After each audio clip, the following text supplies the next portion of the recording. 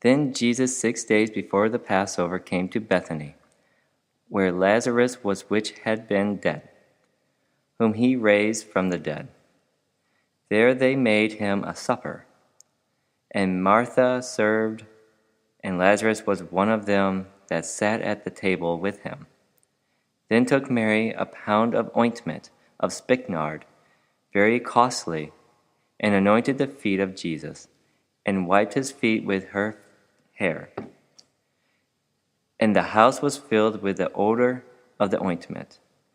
Then saith one of his disciples, Judas Iscariot, Simon's son, which should betray him, why was not this ointment sold for 300 pence, and given to the poor?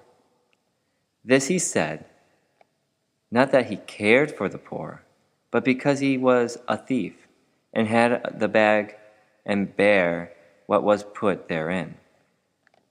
Then said Jesus, Let her alone. Against the day of my burial hath she kept this. For the poor always ye have with you, but me ye have not always. Much people of the Jews therefore knew that he was there, and they came not for Jesus' sake only, but that they might see Lazarus also, whom he had raised from the dead. But the chief priests consulted that they might put Lazarus also to death, because that by reason of him many of the Jews went away and believed on Jesus. On the next day much people that were come to the feast, when they heard that Jesus was coming to Jerusalem, took branches of palm trees and went forth to meet him, and cried, Hosanna! Blessed is the King of Israel, that cometh in the name of the Lord. And Jesus, when he had found a young ass, sat thereon, as it is written, Fear not, daughter of Zion. Behold, thy king cometh, sitting on an ass colt.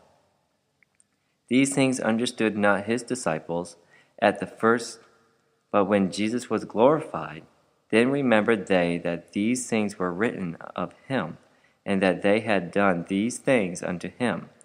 The people therefore that was with him, when he called Lazarus out of his grave and raised him from the dead, bear record.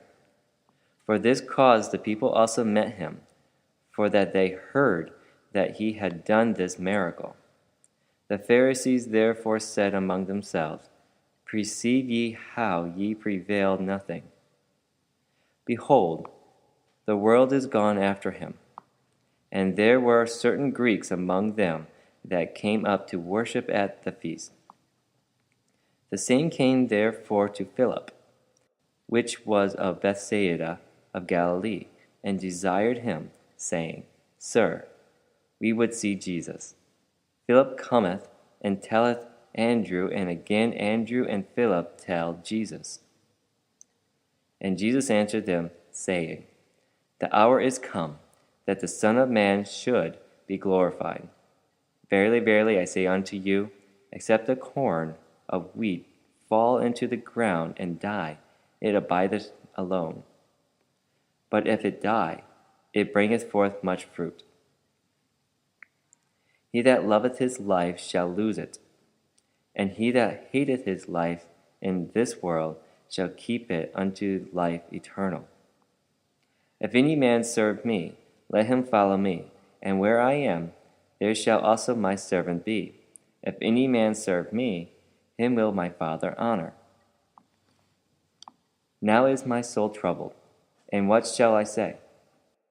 Father, save me from this hour. But for this cause came I unto this hour. Father, glorify thy name. Then came there a voice from heaven, saying, I have both glorified it, and will glorify it again. The people therefore that stood by and heard it said that it thundered. Others said, An angel spake to him.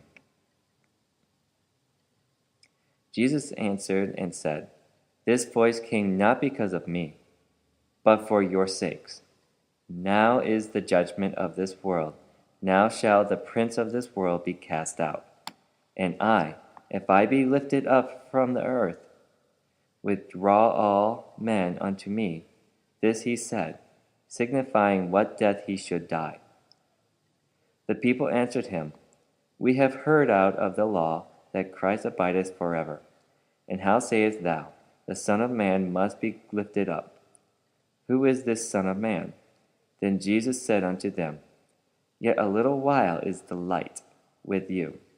Walk while ye have the light, lest darkness come upon you.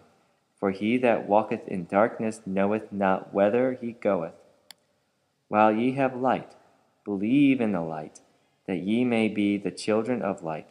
These things spake Jesus, and departed, and did hide himself from them. But though he had done so many miracles before them, yet they believed not on him. That the saying of Esaias, the prophet, might be fulfilled, which he spake, Lord, who hath believed our report? And to whom hath the arm of the Lord been revealed? Therefore they could not believe, because that Esaias said again, He hath blinded their eyes, and hardened their heart, that they should not see with their eyes, nor understand with their heart, and be converted, and I should heal them. These things said Esaias, when he saw his glory, and speak of him. Nevertheless, among the chief rulers also many believed on him. But because of the Pharisees they did not confess him, lest they should be put out of the synagogue.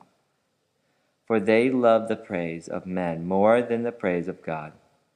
Jesus cried and said, He that believeth on me, believeth not on me, but on him that sent me.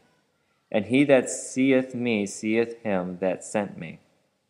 I am come a light into the world, that whosoever believeth on me should not abide in darkness. And if any man hear my words, and believe not, I judge him not. For I came not to judge the world, but to save the world. He that rejecteth me, and receiveth not my words, hath one that judgeth him. The word that I have spoken, the same shall judge him in the last day. For I have not spoken of myself, but the Father which sent me, he gave me a commandment, what I should say, and what I should speak. And I know that this commandment is life, everlasting. Whatsoever I speak, therefore, even as the Father said unto me, so I speak.